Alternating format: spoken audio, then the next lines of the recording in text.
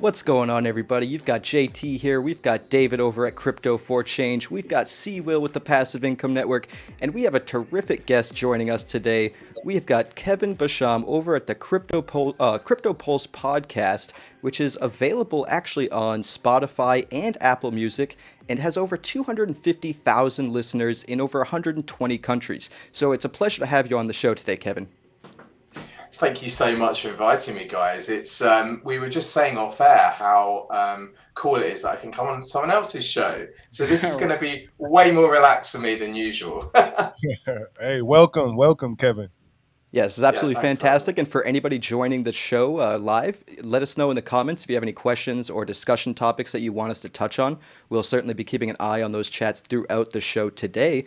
But let's just start off with a quick introduction. Let our audience know, Kevin, who you are and how you started the Pulse podcast. Yeah, I'll try and give you guys a short version of it because there is quite a story behind it. That's okay. So Ben is my business partner and co-host.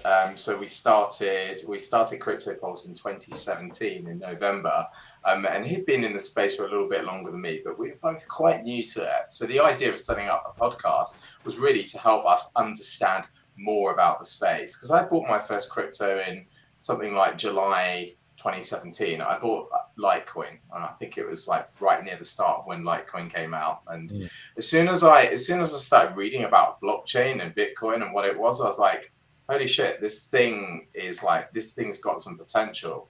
So we started the podcast with no idea on how to do a podcast, no listeners, no real knowledge about crypto or blockchain. Didn't even know Web3 was going to be a thing. And here we are today with that many listeners, and we've interviewed hundreds of different guests from all over the globe. We're primarily an audio podcast, which is on Spotify and Apple and all major podcasting platforms. But really kind of before that and currently, I'm an entrepreneur. I'm a business founder. So I founded some companies in different sectors, from recycling and sustainability through to marketing and tech. So I've got quite a diverse background. Well, shout out to you. Yeah, thanks. Terrific. I appreciate that answer. We first came into contact with each other, all three of us really, from a post you made about Algorand. And it seemed like, you don't know too much about Algorand, but you did recently do a podcast about the Love Chain, and we spoke about this a little bit before the show. Could you expand on, maybe what you do know about Algorand and how you found the Love Chain? Yeah, sure. So Algorand I know of as a project. I don't know a huge amount about the platform itself. So I was really interested to talk to you guys today about why you're doing a show focused around one particular blockchain solution, which I think is quite interesting. And there must be some good stuff going on there. The community on Twitter for it is pretty wild, which gets me really interested, because I think that a lot of these projects and blockchains are as strong as their community. And yeah, you're right. We had Adam and Omar from the Love Chain on, which was really interesting.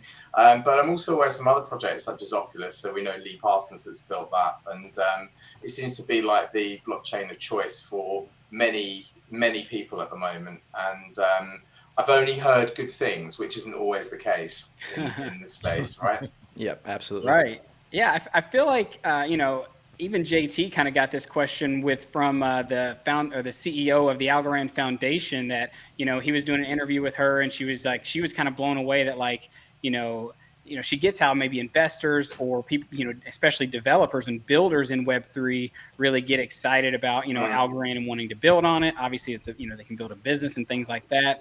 But, she was kind of blown away as well that, like, there's so many specific YouTubers and people who are doing specific content for Algorand. I know for me, when I got into the scene about a year and a half ago, I was, just kind of buying, you said you bought Litecoin. I think the first one I bought was Doge, had no idea what I was doing, was just like, crypto popped up on my trading app. And I was like, you know what, why not throw some?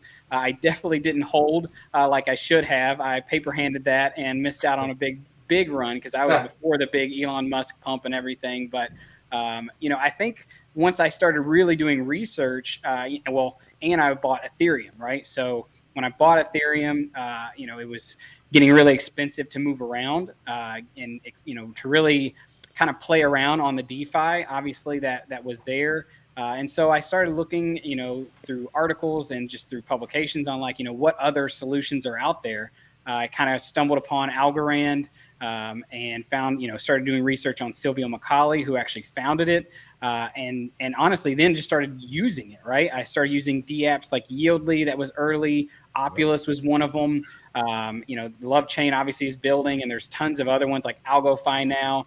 And just the ease of use really is what got me into using it, and just being able to send crypto very fast, it being secure, final, was some of the main points. And then from there, I started a YouTube channel, right? Met some of these guys, JT and Seawill, along the way, and we kind of started this channel. But that was kind of my entry into Algorand, and like kind of what separated itself from some of the other things out there. And I'll let JT and Seawill kind of chime in on what they see, or what they saw initially. But that was kind of what got me into it. So I'll tell you right now, my first crypto I purchased was XRP, or excuse me, I'm sorry to hear that. It was Bitcoin in like 17 a little bit, then XRP when I got back in the game. But yes, I'm sorry to hear that too. Tell me, have you held it? Have you still got your XRP? No, I ended up selling it like probably 4 months ago for some Bitcoin on the Ledger, platform. So shout out to Ledger. Right. But yeah, then I, was looking for so my channel, Passive Income Network, is all about passive income, how to create assets that produce passive income. So I'm looking for these things, and I ran into Algorand on Coinbase talking about a 6% APY, and I was like, oh, let's see what this is. And then, as what David said, figuring out the technology. I was in early enough there was 0 apps, and then Yieldly came, which is a DeFi protocol. The first one. So then I hopped in there, and then, just figuring everything out along the way. And I made Algorand Anthem for the same community. So we'll send that to you. But that was it. So I do, before after JT, go ahead and tell his story. But I do want to know what kind of cryptos you're into. Yeah, absolutely. And, my story's a little interesting because I started my channel, it's called JT Invest in You, and it was supposed to be a general investing channel, just like general investing education and whatnot. And even my first video was titled The Who, What, When, Where, and Why of Investing. It was just, going over really the basics. And I started in the crypto journey around 2017, and had that run up, and also because I was a noob back then, I also held it for most of the way back down. So probably around 2018, 2019, I just went back to the general equities market. I've been investing in stocks since about 2014. I was like, all right, wasn't as convinced on crypto after the fall. And then 2020 or so rolled around, and it was the bull market. So I was like, maybe I'll explore some cryptos again and see what excites me, because Bitcoin interests me, and Ethereum was one that blew me away in 2017 with the concept of smart contracts and what you could do just what you could imagine could be done in such a trustless manner. But then in 2020, as I said, once I started dipping my toes back into the cryptocurrency market, I came across Algorand on Coinbase, as Seawill mentioned, basically for the same reason, because I was like, oh, 6%, let me learn more. So I decided to dive in. I found Silvio McCauley, who's a Turing Award winner. He's an absolute genius. I dug deeper into the team and found out that there's another Turing Award winner. They even have a Nobel Prize winner on the team. So the team is very stacked from an academic level. I listened to the Lex Friedman podcast with Silvio, and really from there, it was no looking back. I made my first Algorand video, and somebody from the community actually donated, 30, 40 Algorand to my wallet. And that was enough incentive I needed to dive into it a little bit more. And that's kind of where the journey began. You're like, whoa. That's so cool, because the market is flooded with so many cryptos. Absolutely. And I didn't know Algorand was featured on the Lex Friedman podcast. That's mental. That is not usual. Yep. Right. I don't think has he had Vitalik on? I think he probably has. I think he's had Vitalik on twice, actually. Yeah. Right. Michael Saylor, that's about it. That Michael Saylor bull, Bitcoin bull. Sure. Right. But not many founders or creators of blockchains get on that show, right? You could say, Saylor obviously for his philosophical point of view of Bitcoin and what he's done with MicroStrategy, and you can say Vitalik obviously because Ethereum was really a first. But that's very interesting. I'll have to listen to that episode. Yeah, I think one of the cool things about it too is just like, when even because I watched that interview, like I'm sure most people, in Algorand have, if they, if you go on YouTube and you search Algorand, that's one of the top ones that pop up, I feel like. But even the whole like, Vitalik Buterin with the trilemma, right? So that's something that he coined that, in the cryptocurrency space, you can't have all three, right? Scalability, decentralization, and security. And that's where Silvio Macali has solved that with Algorand. And we didn't really get to talk about this much with our last guest, Mark Yusko. He's a big Bitcoiner.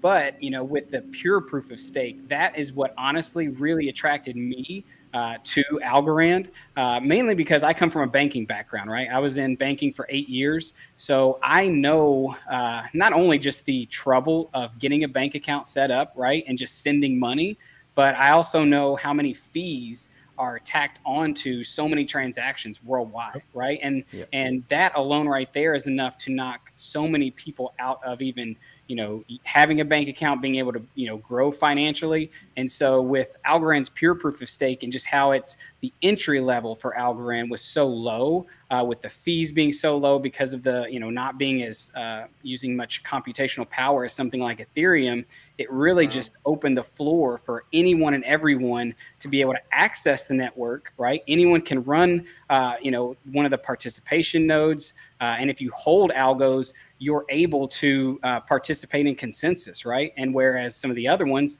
like Cardano with delegated proof of stake, or even Ethereum with its move to proof of stake, you have to own, what is it, like 32 ETH, right? 100,000. It's Well, I 100,000 mean, not with the USD. current prices, but at one point it was, it was that expensive if you were trying to be that, or you have to pull your 32 funds ETH, I together. think. Yeah. Right. 32 ETH.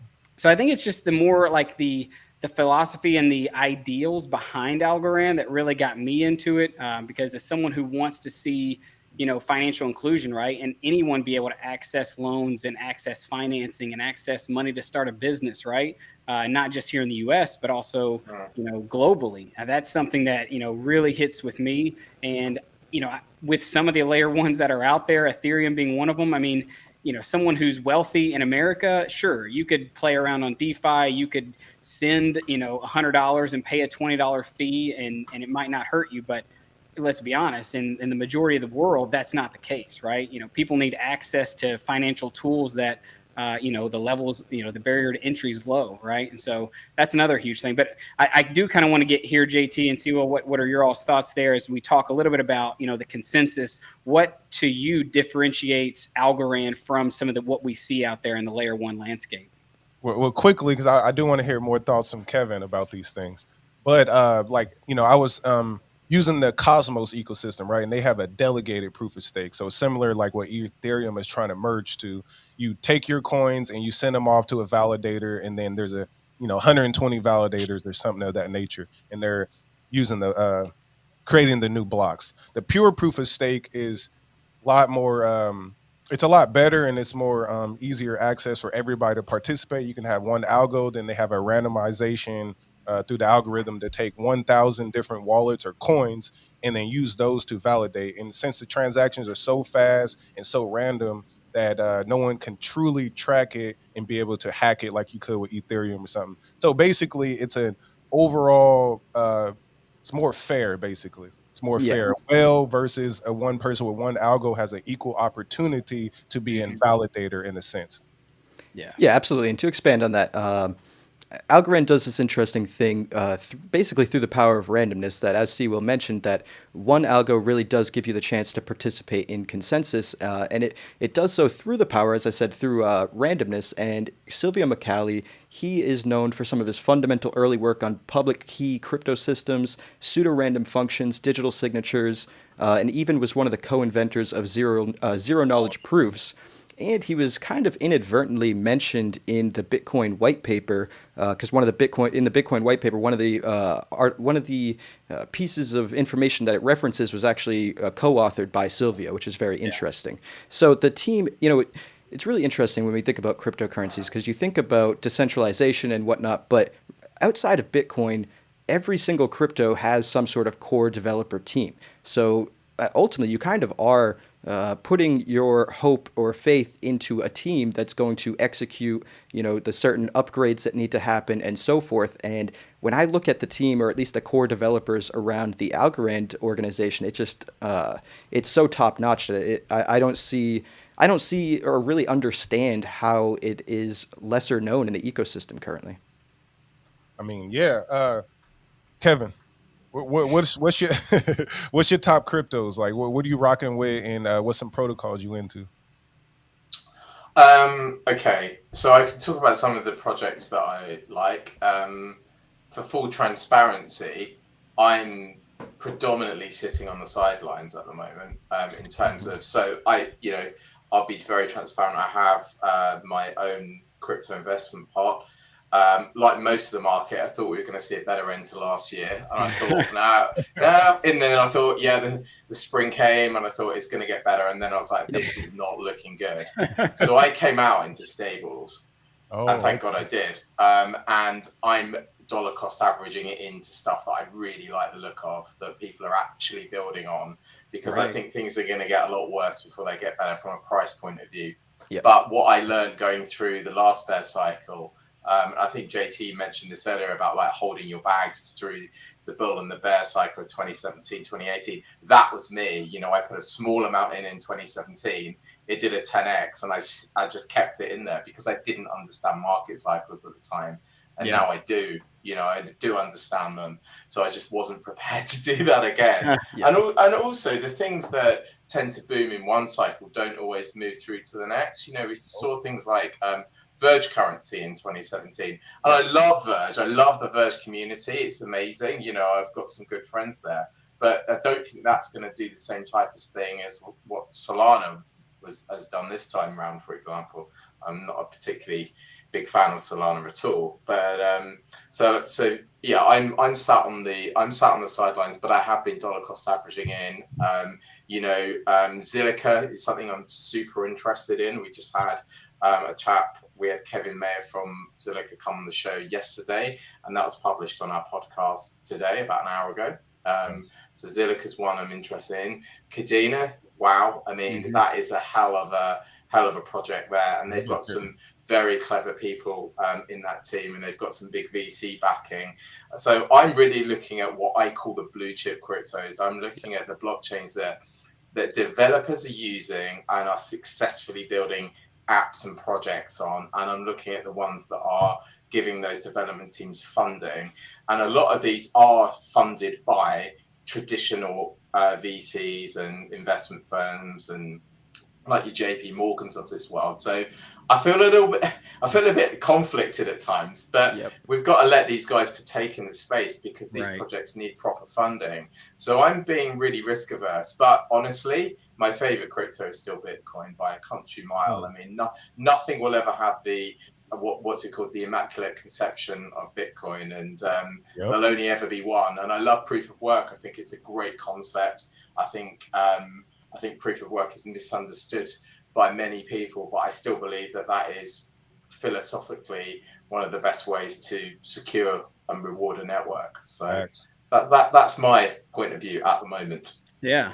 I have an interesting question, and obviously I don't even know if I've posed this question to you, JT, or C. Will, but here's one thing I've often thought about, when I consider Bitcoin, especially with what we're seeing right now and I don't even worry too much about the energy consumption of Bitcoin mining, right? I mean, I know that there's a lot of things in the world that use way more electricity than Bitcoin mining, especially because a lot of things are looking to, use renewable energy, right? To power these, the things that are powering the computers behind it. My biggest always worry, I guess, was the fact of, if I'm someone, right, and I wanted to participate in the block or in the consensus of Bitcoin and be a part of that, it would take a considerable amount of money to be able to compete with a lot of the, massive computers that are out there. And now we're seeing even big. I mean, I saw a video yesterday of a guy, young guy, but he was on with a few other big Bitcoiners, and he was just riding on a, the little like mono wheel, right? The electric mono wheel thing all the way through his factory. And it took him like 15 to 20 seconds of going probably 10 miles an hour to get past all of the current, big machines he had built. And then there was still like another, I don't know, 100 yards maybe of empty space where more were going to be put. What do you think about the decentralization of people playing a part in the network? Because that's something with Algorand, and maybe, this podcast will do a good job in helping Algorand become part of your, the things you're looking at. But when it comes to consensus, and the barrier for entry being so low where you can hold one algo and you stand a chance at being in that. Obviously the rewarding system for running that node is vastly different, but what are your thoughts there as Bitcoin continues to grow and as this kind of race for building the biggest mega factory to mine Bitcoin?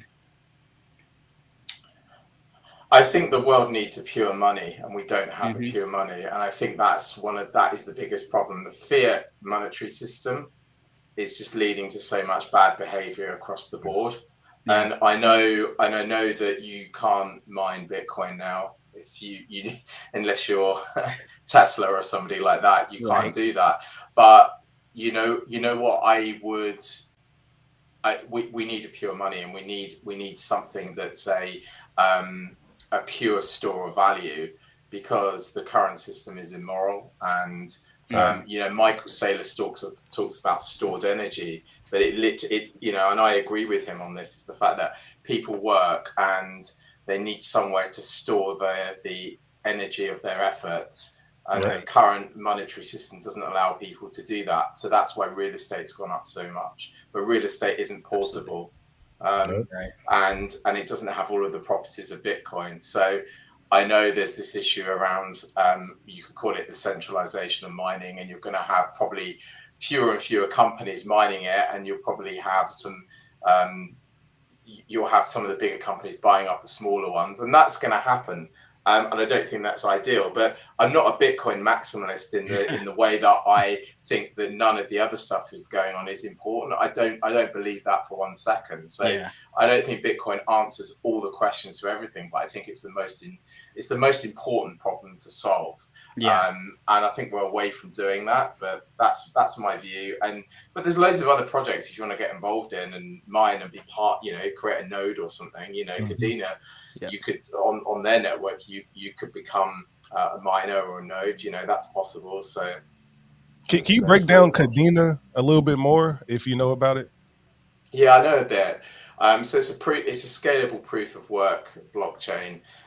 In fact, we did an episode with their CEO and CIO a few weeks ago. So maybe I could dig out the link or give you that afterwards. Yeah, please. But I think people should go and check that out. And I do own some, just for full transparency. I own some of the tokens, but I really believe in what they're doing, and I like the way they come up with a fully scalable proof of work solution. So it's interesting. So check it out. I'm not going to try and butcher about how the tech works, because I will get that wrong. Not being a techie, being an entrepreneur, I generally leave the technology stuff to people that are competent at it rather than have a go. But I don't believe that there's any other proof of work blockchains out there with that scalability. So interesting.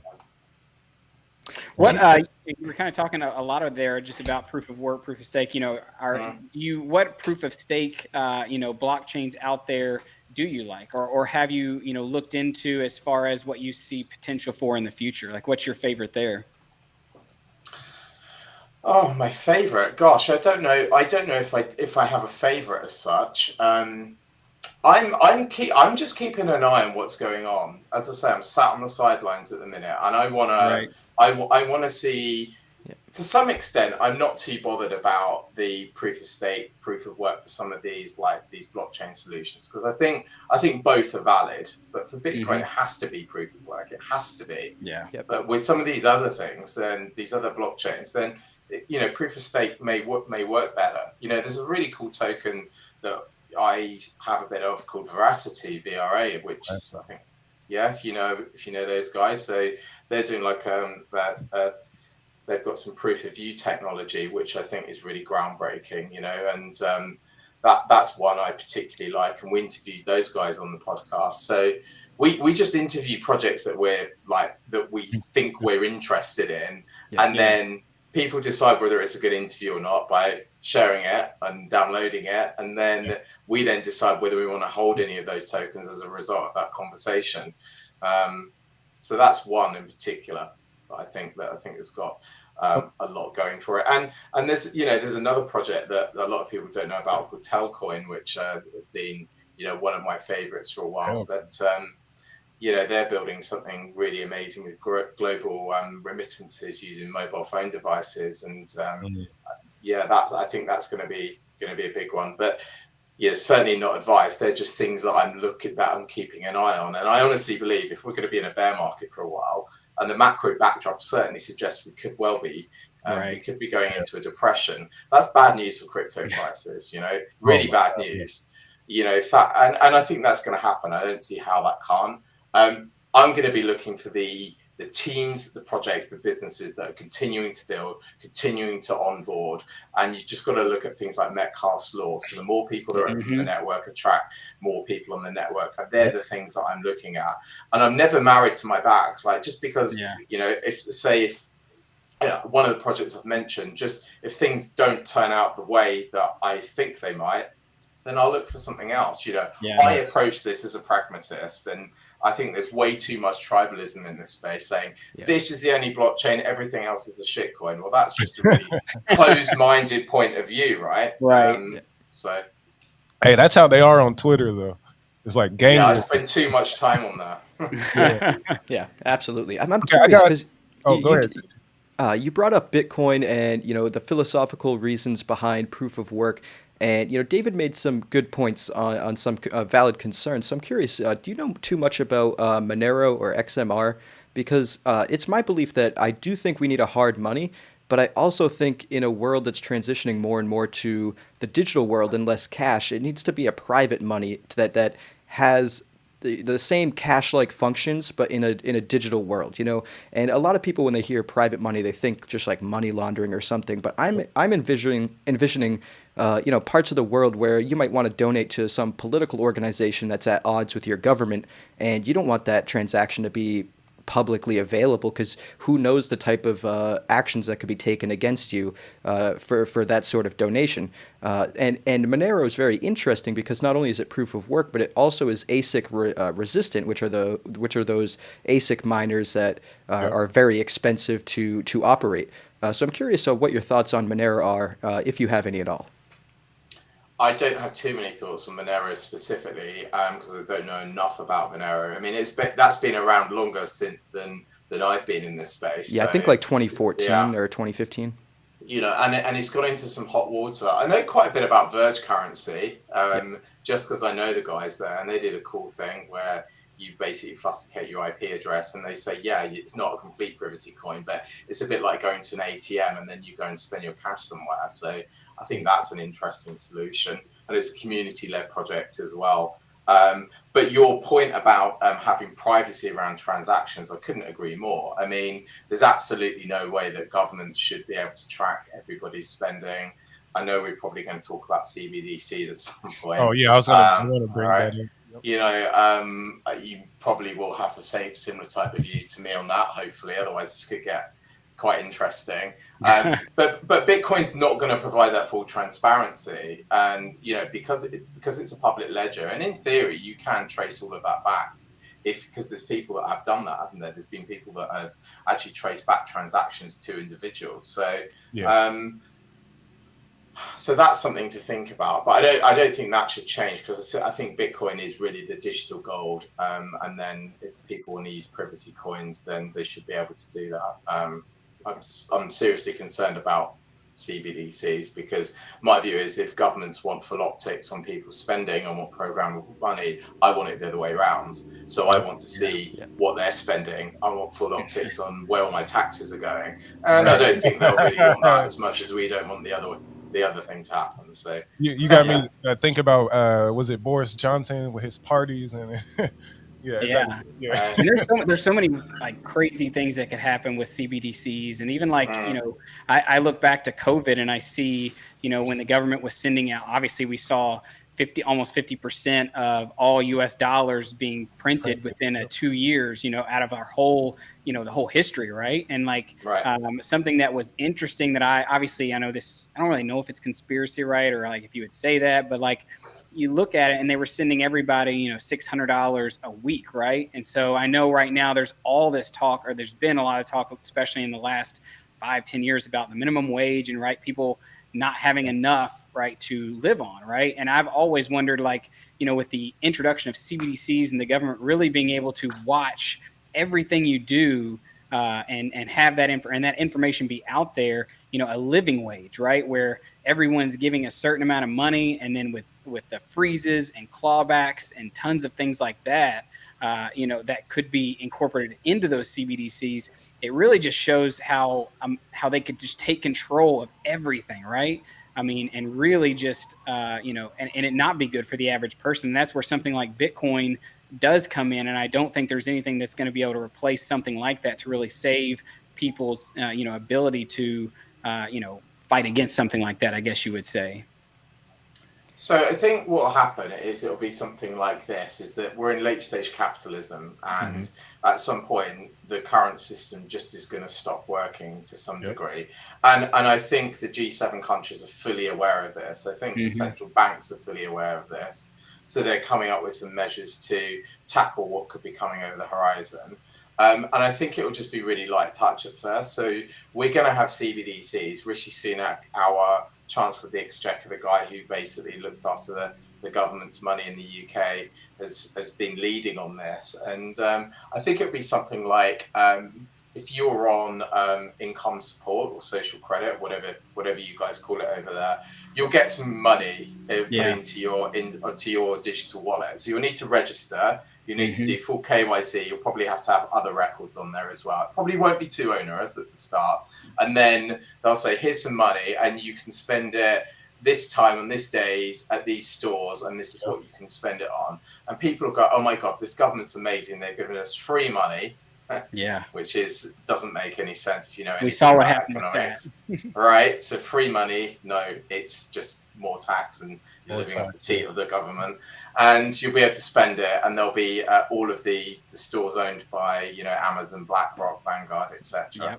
I will get my tin foil hat out in a minute. I'm sorry for this. And I think it'll be light touch.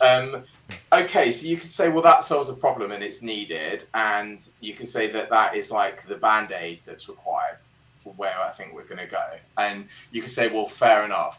The problem then is, as soon as they've got this programmable money, is how far do governments go with it? And that's the big question. It's like, it's the issue over liberty and freedom and things like free speech. And I honestly believe that government should go nowhere near like programmable money. But I think it's going to happen. So I got something else, because it's about this regulation. You mentioned a few times that you're into stable coins, right? And we all seen what happened with UST and Terra Luna.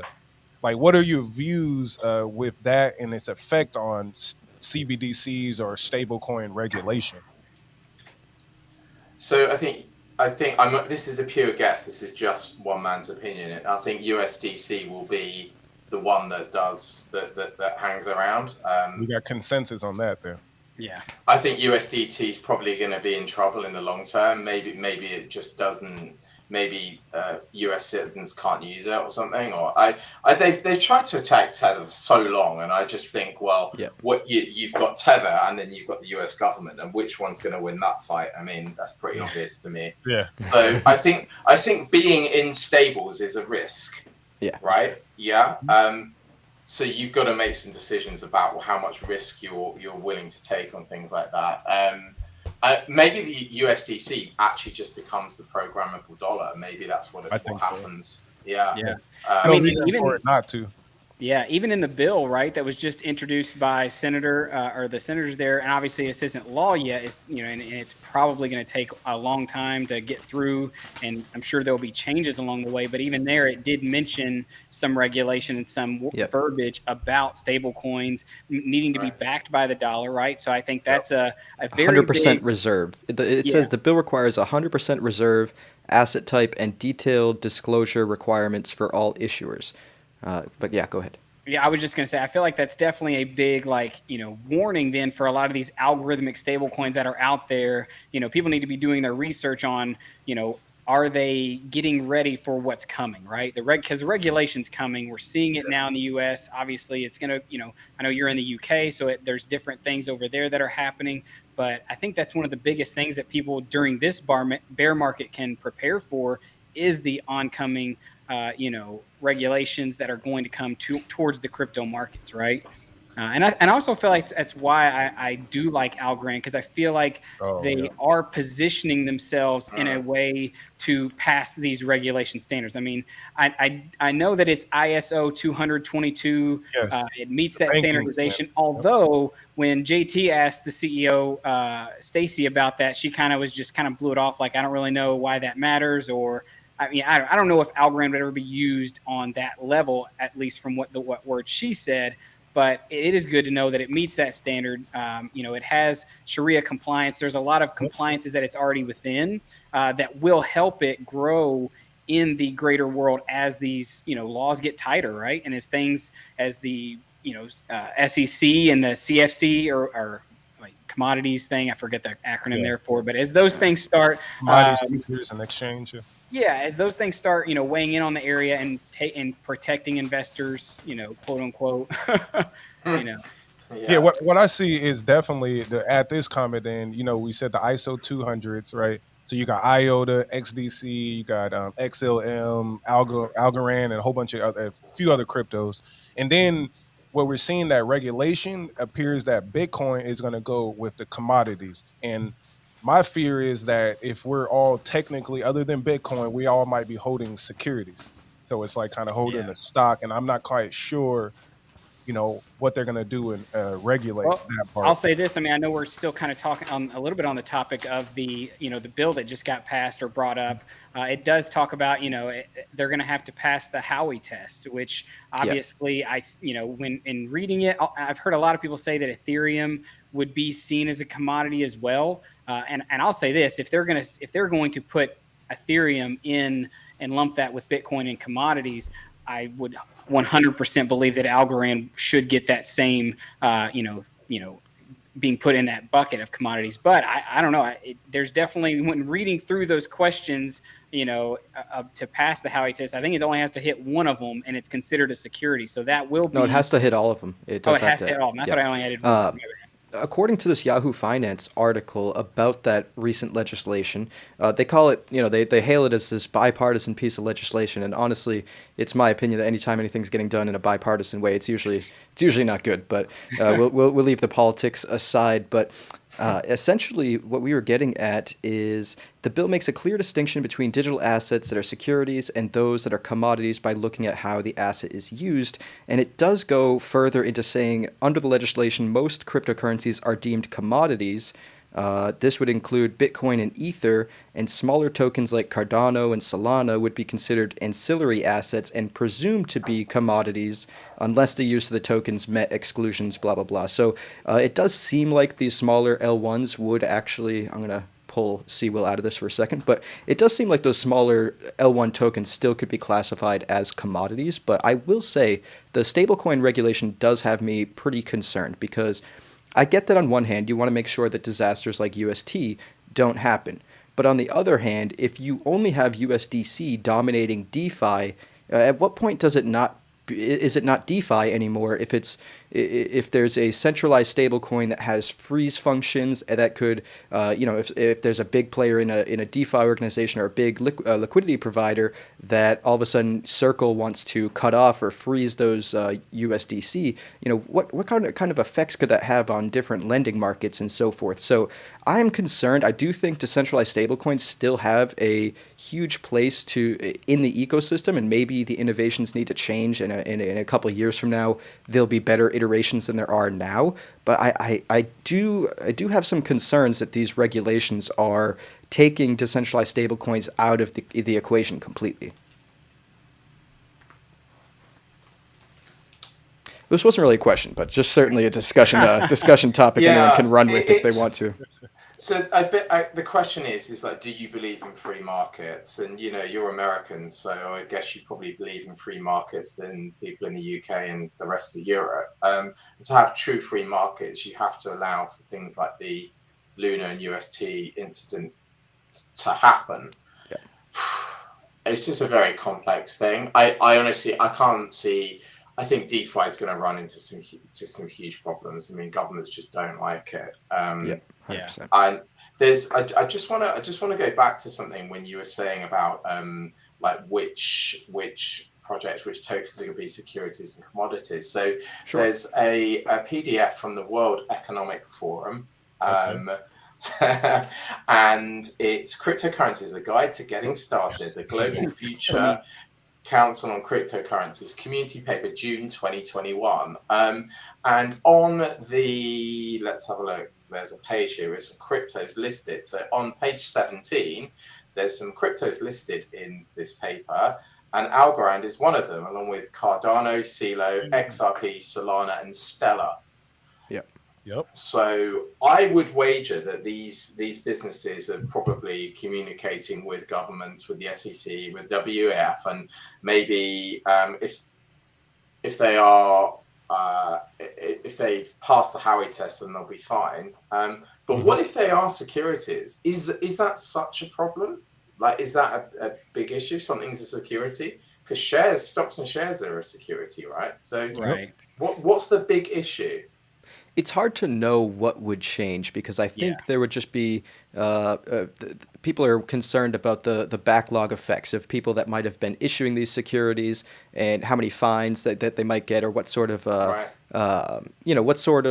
fines or just hard times that they'll come into just because they might have issued a security a year ago or 2 years ago, and will that totally affect their business? Or I just think it's not clear enough on how it would or wouldn't affect to really make a solid. Because in theory, I mean, what's the big deal? I hold stocks, so like those are securities, but it's hard to conceptualize how it would change the space. Yeah, NFTs potentially could be securities as well, from some things I'm researching, depending on how people are doing it. Clearly, Opolis with music royalties, Lofty AI with tokenized real estate, yes, those are securities.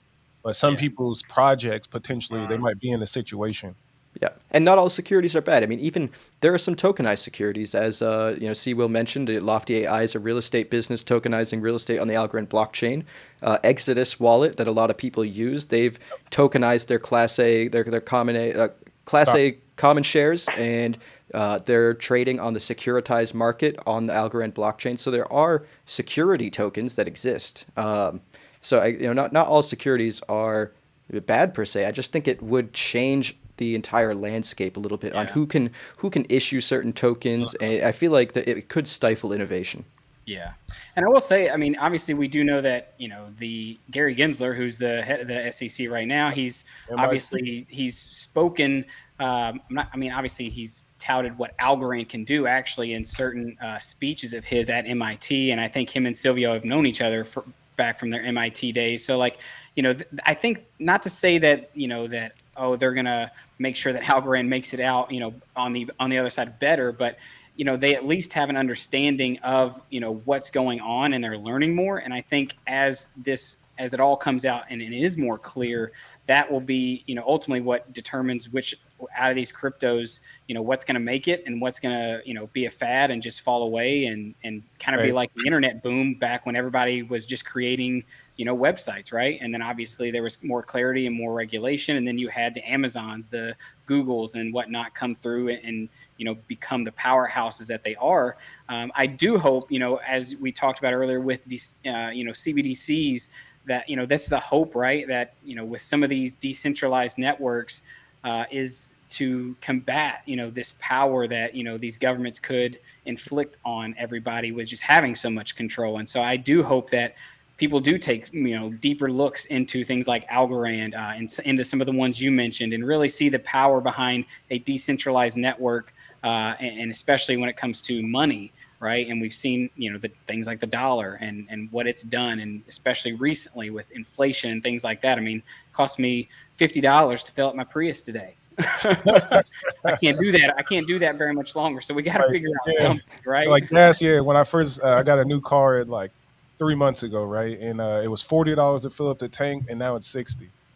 So I'm like, guys, that's cheap. I'm not I was going about to to tell say, you. I just paid like 85 to fill my car, but shit, that's a 25% increase. What are gas prices where you're at, Kevin? So it's £2 a litre for unleaded fuel. So that's like $2.50. It's like $12 a gallon. It's ridiculous, yeah. That's insane. Yeah. Mine was like $5 a gallon this morning when I filled up. Most of that is tax, by the way. Here, I'm almost at 6. Yep. The tax of fuel is insane. To pose a question to you, Kevin, I'm curious. How is it in the UK? How do I don't know if you've looked into this bipartisan bill that's been talked about in the United States a lot over the last couple of days, but what is the sentiment over in the UK towards some of these regulations coming out of the United States, and what is happening in the UK regarding regulation? Because we're not up to speed on what's happening over there. Yeah, that is such a great question. So we're actually going to be talking a bit about this bill on tomorrow's podcast we're doing. So we record on Fridays and publish on Saturdays. So I've actually got to read up on, is this the leaked information that you're talking about? So I haven't had a chance to read too much about that. I've scan read it. But we keep a very close eye on what's going on in the US, because you guys really drive what's happening in the rest of the world. The UK's regulation, so we have the FCA, the Financial Conduct Authority, and their main concern at the minute is just making sure that crypto platforms are registered and are compliant and of doing full AML and KYC and everything. But our Chancellor is absolutely fixated on becoming a crypto and blockchain hub. But the only thing that the government seems to be talking about is the digital pound, the CBDC. That's really what they're focused on doing, and there's no real talk about encouraging innovation here, particularly not that I've seen anyway. So it'll be slow here. I don't think it's going to end up being too different. I mean, the FCA are probably a little bit of a more light touch than the SEC, and we are a very business friendly country, but we're one of the financial centers of the world. So I think out of all the G7 countries, I think the UK will be steering the CBDC stuff with the US. So it's still really vague.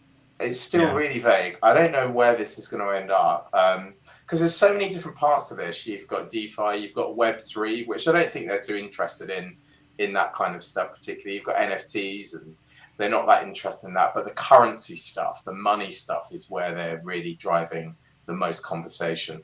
Absolutely. Makes sense. Yeah. And let's just because I know we are short or have limited time here, and this obviously is mainly a discussion about Algorand. So I do want to get back to Algorand as well for your viewers and listeners, so they can hear some more.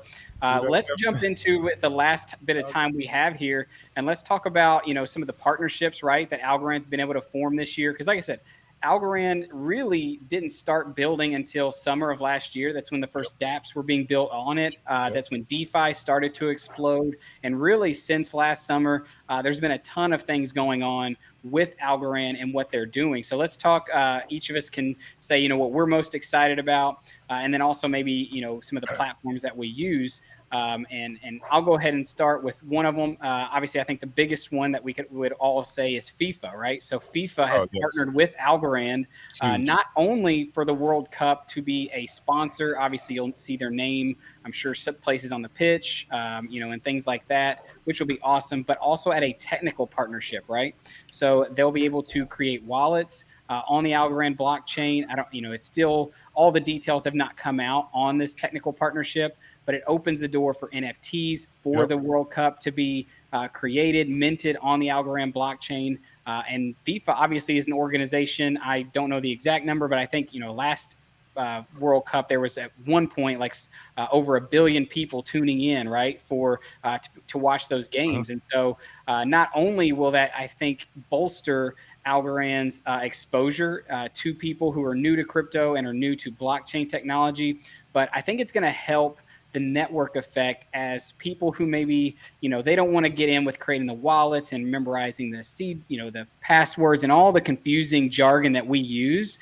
They're just going to see maybe the little square that, can't think of what it's called right now. It's blowing through my mind, but they'll just be able to scan a QR code. There we go. And, set up a wallet, buy an NFT or buy their ticket, right, for a seat at a World Cup game. And maybe that'll be their introduction into this, Web3 blockchain space. So I think that is one of the big partnerships that I'm most excited about to see, especially with the World Cup being, this November.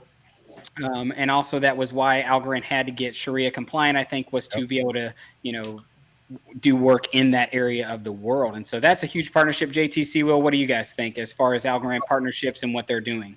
I'll quickly add governments, right? So Marshall Islands, Algorand, this is an early one, but CBDCs, they're helping the Marshall Islands, a small country, develop and use CBDCs, right?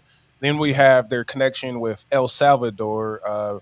And we know Bitcoin's a legal tender there, the US dollar, and Algorand, they're using, I'm not too clear and sure how they're using it, but it's on their underlying infrastructure with, I believe, Koi banks, right? And then the third biggest one is their just recent announcement with Nigerian government. So we got, 200, there we go, 200 million Nigerian people that potentially is going to need a digital wallet. So it's another company, I think it was Developing Africa, Koi Banks and Algorand's, Developing Africa.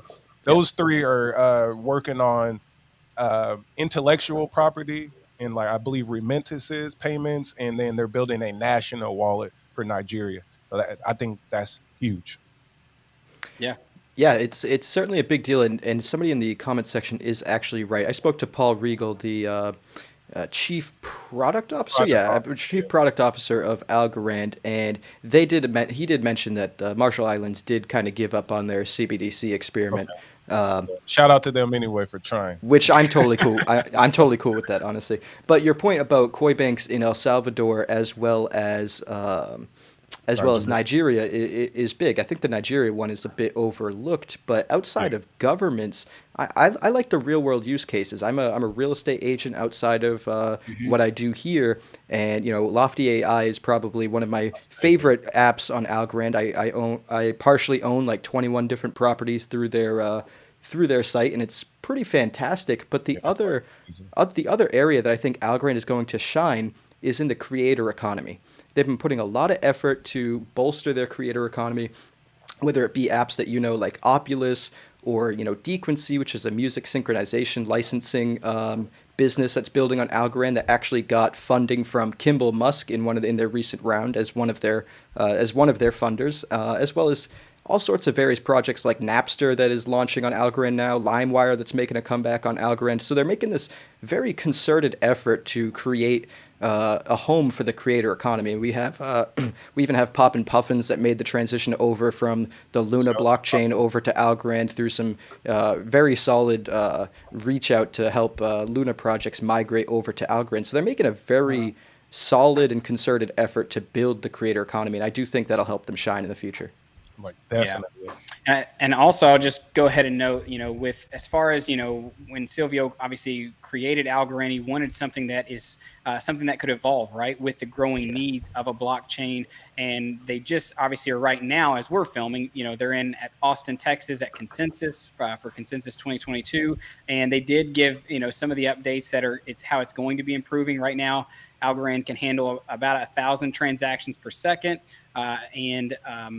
Right now, the finality, which I think this metric gets overlooked on so many blockchains, right now is 4.5 seconds, right? So if I send something or a transaction happens in 4.5 seconds, it's final. It can't be forked, right? That's a big one. So there is no competing chains to know if your transaction's actually final. Once it's on the chain or on the ledger, it's there. You don't have to worry about that being reversed.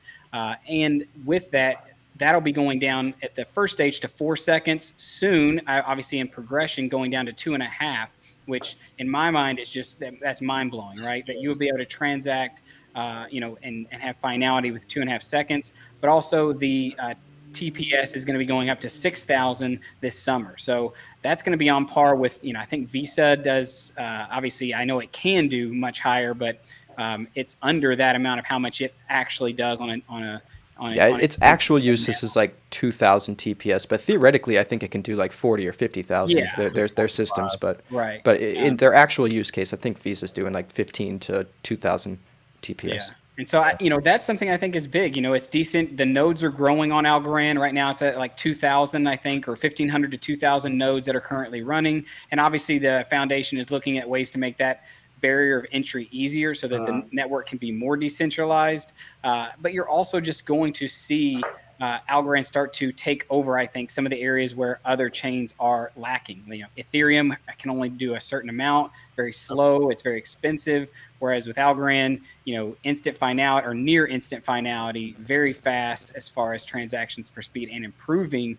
Plus, the transaction cost is 0.001 algo, so a fraction of a penny, to any, transaction. So those are just some of the technical things that I think at Consensus that, they dropped information on that we're looking forward to those protocol upgrades. So a lot of exciting things happening for Algorand. And from what Stacy, the CEO of the foundation, has said, it's just getting started, right? Facts, yeah. What I like about it again is the compliance. They're already in position with MIT, out in Singapore with the foundation. They're just in position for regulation, and I think that's very important. See, well, I think that's such a key thing. I really do. I mean, you basically sold me on algos like tonight, which is all daytime for you. Like that's because for me, it ticks all of the boxes that I mentioned earlier about the things that I'm looking for. If I'm buying crypto at the minute, I need to know that people are going to be using this in 3 or 4 years' time. Yes, that's absolutely. really, really critical and longer. I want to be a long-term value investor for these types of things. So yeah. Oh, we didn't mention too, 10 billion tokens, and that's at 2030, all 10 billion will be out, and we at like 6.5 billion right now. So it's going to be they did increase the vesting, so it is almost over 2/3 of the way of all the tokens being out. So that is something I know that a lot of people who look at Bitcoin, they like the idea that it is a set amount of how many can be in circulation. So I think that is something that as the years move on will bode well for the holders and the people who are helping to decentralize and participate in consensus in the network. I would say, Kevin, before you do go, because I know we are closing out, this is we're talking about crypto the whole time. I want to jump right back into your business mind. And can you give any advice to podcasters that, clearly we're doing crypto podcasts, but some advice of how to scale up? Just keep doing it for loads of time. Okay. It's a numbers game, right? Simple answer. So, okay, I'll tell you some things that have gone really well for us and some things that didn't go so well. So when we started, we didn't know what we were doing. We just jumped in, which is a great thing. And we did a few episodes ourselves, and then we reached out to guests. I built an amazing network. I got invited to do talks. We got sponsors for the first season of Cryptopulse. But we were just pumping out 3 or 4 episodes a week, and we weren't discerning enough with some of the guests. And I wasn't really proud of every single episode. And so I think keeping the quality of the content high and bringing on guests that are going to add value. And also the guests that you think that are going to push the numbers up don't always do that. The big guests won't always share things, which is annoying. And just plug into communities that are interesting to you and engage with your audience. And just the only marketing we do is on Twitter. That's it. I don't use any other platform. Oh, LinkedIn, because we interview like CEOs of exchanges and stuff like that, and they use LinkedIn a lot. And do you guys monetize this at all? Yep.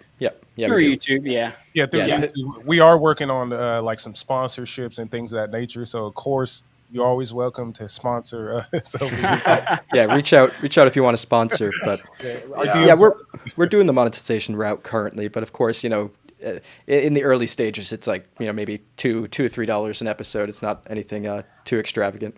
No, I get it. So every penny that we ever made of the podcast, we just reinvested back in. You know, then Absolutely. we got a producer, and you know, we've got a few businesses, so we don't rely on the podcast as an income as such. But we just kept reinvesting and and just upskilling, and we just kept going. And it's like anything, the market decides whether it is any good or not.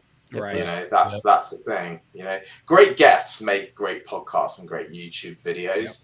If they're poor guests and they're just really not engaged or interested in being there, you know, but you guys are all really charismatic and you know so much and you've all got different backgrounds. So, I mean, like even just with the three of you doing this, I think I would listen to it for sure. Like, I'm going to subscribe.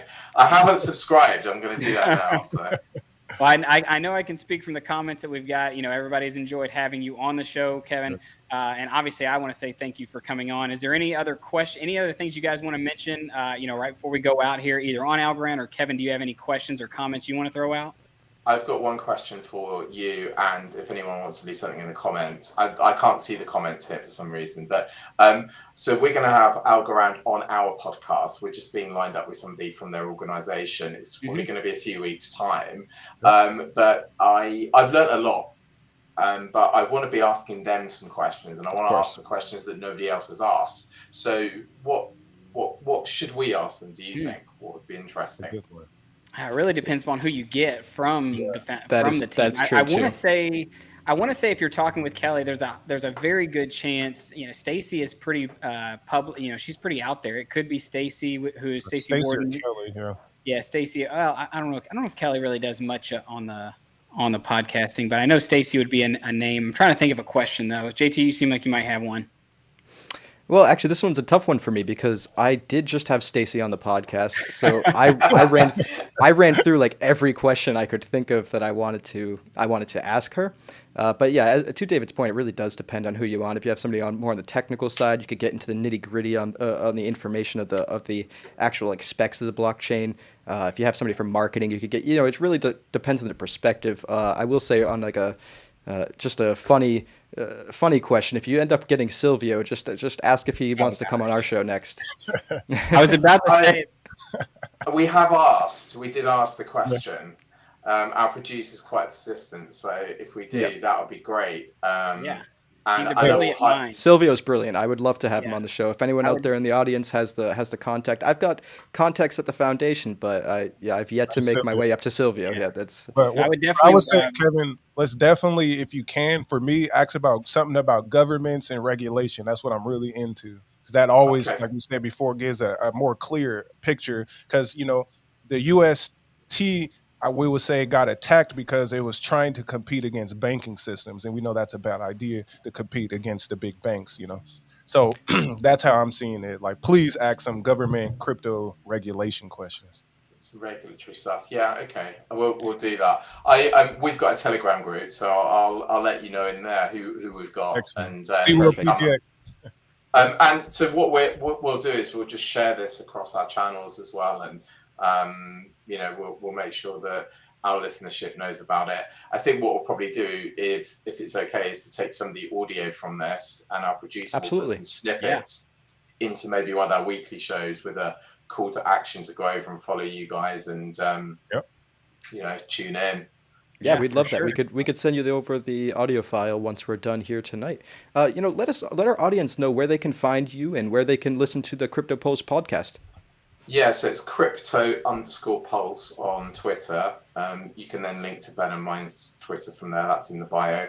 And then you do Cryptopulse in the search box on Spotify is the main platform that we get listened to, or iTunes or Stitcher. Cryptopulse, all one word.